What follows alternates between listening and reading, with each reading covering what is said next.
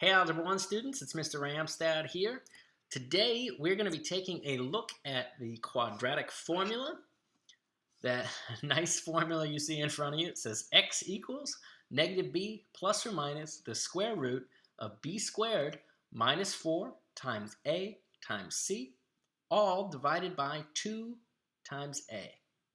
So this formula helps us solve quadratic equations. So when we have a quadratic equation written in standard form equaling 0, this formula can be used to find the value of x. Now this formula can be difficult to memorize, and to help us with that, we have a little cell phone video of our good friend Mr. Arno here singing the quadratic formula to the tune of Pop Goes the Weasel. So let's take a moment here, just a few seconds, and listen to Mr. Arno and his class singing this song. X is equal to negative b plus or minus square root b squared minus 4 all over 2a. Thank you, Mr. Arno. So one way to help you memorize it is to sing that song. Another way that helps me keep this in my head is every time I use it, I write it down. I don't just look it up every time. I force myself to write it as often as I can so that it just sticks in my head. You could also search YouTube for some more variations on the quadratic formula song. Feel free to do so. And check out a link in the description of where does this formula come from. So I've made an extra little video for you there that explains how we got to this formula and why it in fact works. So with that, let's do some example problems. Let's take a look. So example 1, we have x squared minus 5x minus 14 equals 0. So we have our standard form quadratic equaling 0. Exactly what we need in order to use the quadratic formula. And you can see I've written it here again just to remind myself. So to use the quadratic formula, what we need is b, a, and c, or a, b, and c, right? We have to use them in the formula. So what are these values? Well, these are the values of the coefficients and the constants in our standard form equation. So a, we'll write it up here, is going to be the leading coefficient, which in this case is 1. B is always going to be the coefficient of x, this guy right in the middle here, negative 5. And then c is always going to be our constant, the number not being multiplied by x. So that's negative 14 in this problem. So now what we're going to do is we're going to replace or substitute the values in the formula for these three values, 1, negative 5, and negative 14. So let's do that. And I like to also repeat the formula to myself as I fill it in.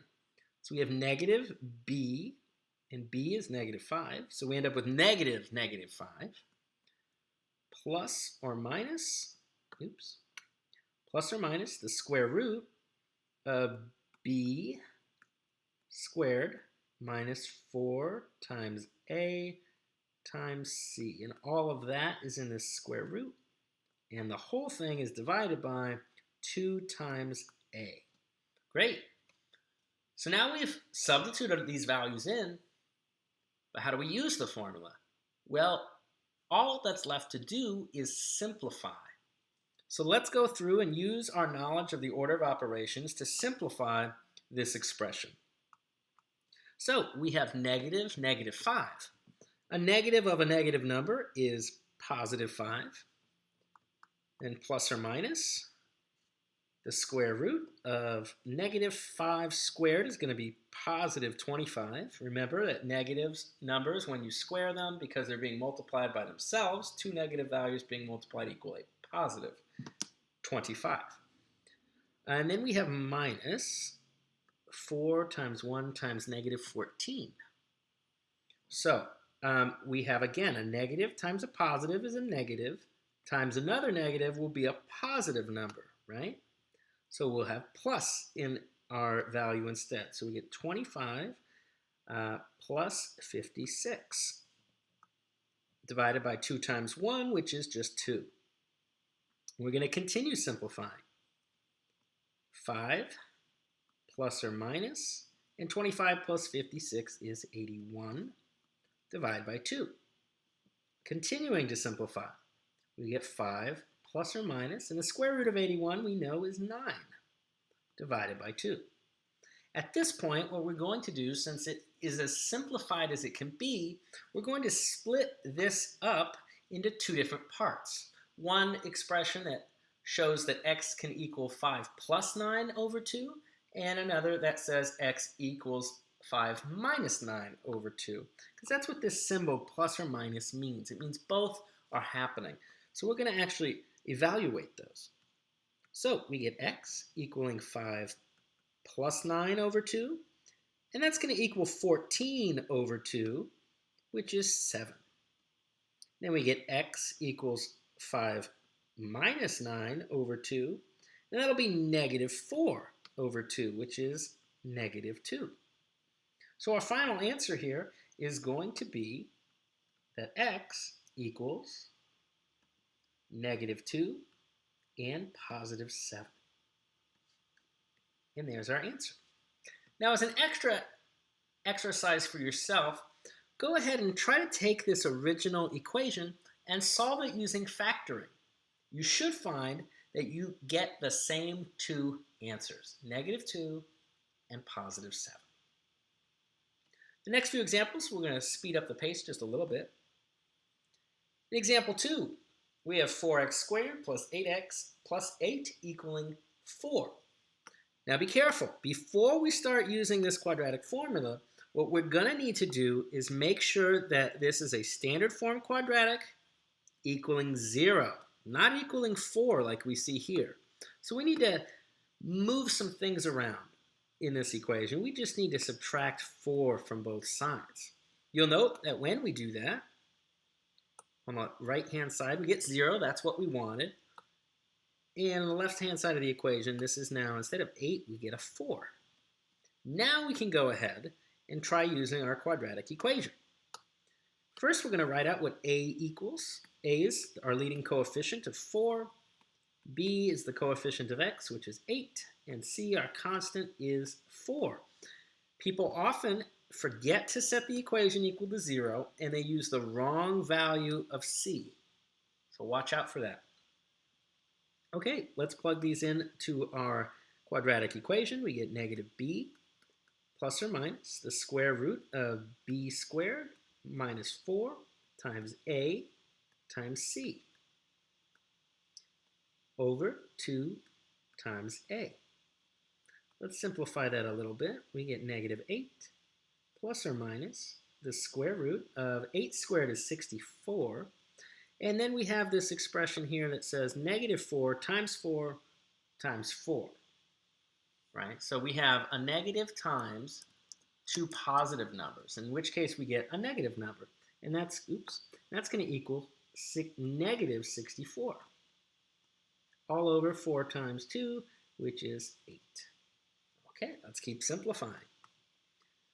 Negative 8 plus or minus the square root, and 64 minus 64 is 0 divided by 8. The square root of 0 we know is 0. So negative 8 plus or minus 0 divided by 8. Now let's think for a moment. If we add or subtract 0, that doesn't change the value negative 8 because it is our additive identity. So we don't need to write that.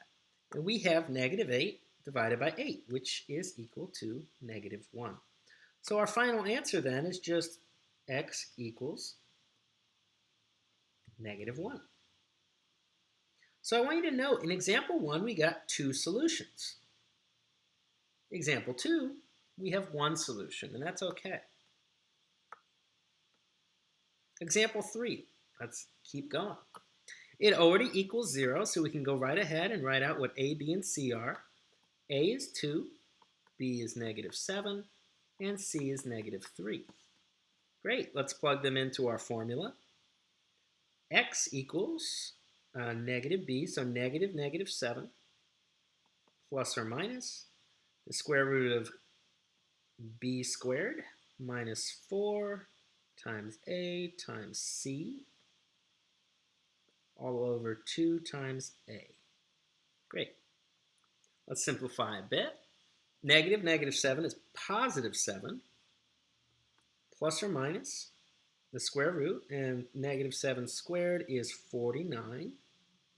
And then negative 4 times 2 times negative 3. So we got a negative times a positive times a negative. That's going to be a positive number. And 4 times 2 is 8. And 8 times 3 is 24. So positive 24. All divided by 2 times 2, which is 4. Continuing to simplify, we get 7 plus or minus the square root of 73 over 4. Now, at this point, we think, how do we simplify the square root of 73? But we can't. 73 is a prime number. It is not a perfect square either. So we can't simplify that square root, and we can't evaluate it completely without having to estimate its value using a decimal number on our calculator, for example. So what we're going to do is leave our answer just like that. But remember, it has two answers here because this is plus or minus. So our answer is going to be x equals 7 minus the square root of 73 over 4, and 7 plus the square root of 73 over 4. And that's going to be our final answer. Notice sometimes our answers from using the quadratic formula don't look like pretty integers like we saw in example 1 and 2, or what we've seen most of the time that we're factoring to solve. You're going to note that you're going to be unable to solve this question by factoring. And give it a shot. Try it. See if you can indeed factor it to get these answers. And you're going to have a difficult time doing so. So this example really shows the importance of the quadratic formula. Let's do one more example. Let's take a look here. Again, we have a standard form quadratic equaling 0, so we can start writing a, b, and c. So a is 2, b is negative 4, and c is 3.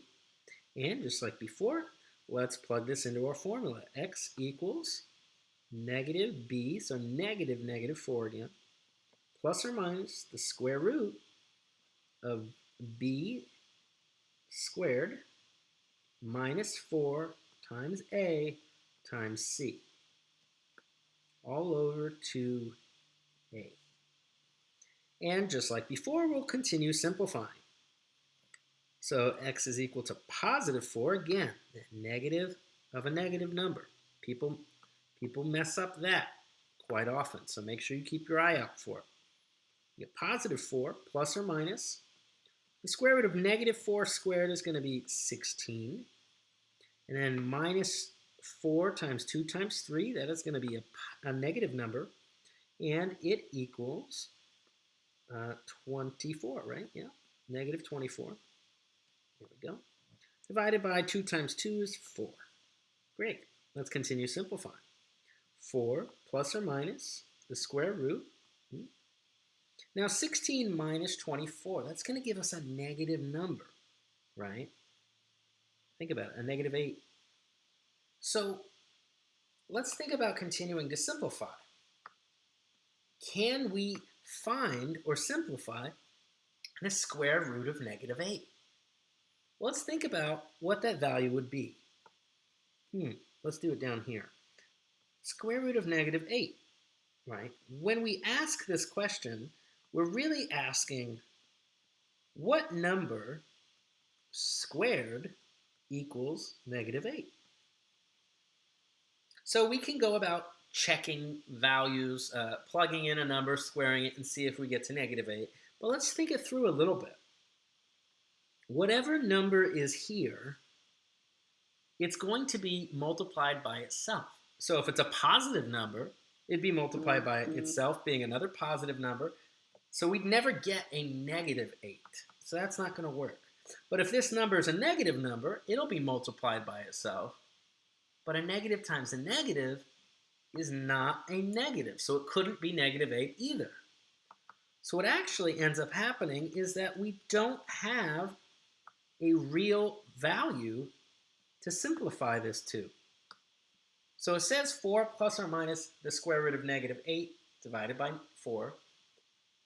But this is not a real number. This is not a number that we have seen on our real number line since elementary school. So here's what our solution to this problem will say.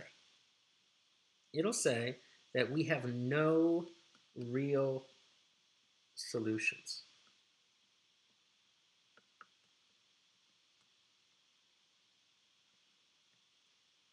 Because we cannot find the square root of negative 8. So lastly, again, the quadratic formula.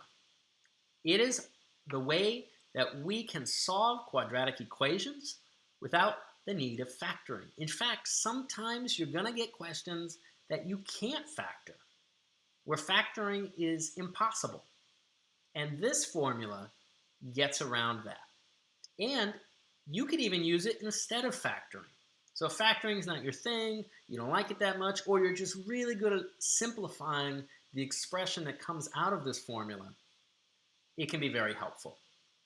Again, I'd like to thank Mr. Arno for his little song earlier. And down in the description, if you choose, there's another video where I explain where this formula came from and why it works. So with that, thank you. See you guys next time.